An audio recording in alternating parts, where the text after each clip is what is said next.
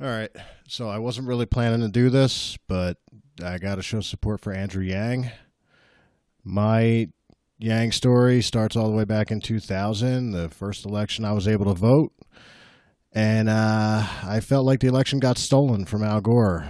And all the shit that went down in Florida just kind of turned me off of politics completely at the time. And I was completely disenfranchised for years. Didn't really care about voting. Didn't really follow politics. Didn't really care about any of it. So that went on for a long time, over a decade, until 2016 when I got caught up in, all the Bernie support and everything. The corporations must pay, everything associated with that. Bernie Sanders seemed like he had a good direction for the country. But in hindsight, looking back, it was a whole lot of emotional politics.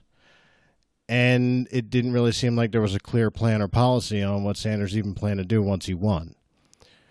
And, well, that didn't matter in the end because he lost the primary. And that election kind of also turned me off politics because of all the shit the DNC was doing at the time. And then all the mudslinging, Hillary Clinton, Trump became president. We all know what happened there. Everything kind of sucked for a long time. So this year, I was initially planning to support Bernie Sanders again, but his federal jobs guarantee just seems awful.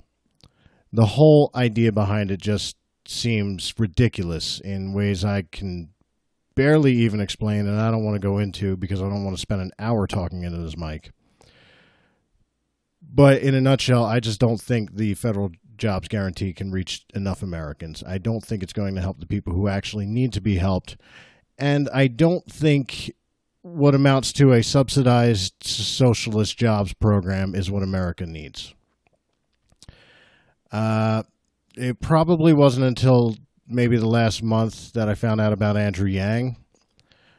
But after hearing so much hype about him and around the, Google Andrew Yang and then actually getting back on Twitter and seeing everything going on, I ended up going to his website and reading a bunch of his policies. And yeah, the freedom dividend idea is amazing. That goes without saying, and it will help, well, every American.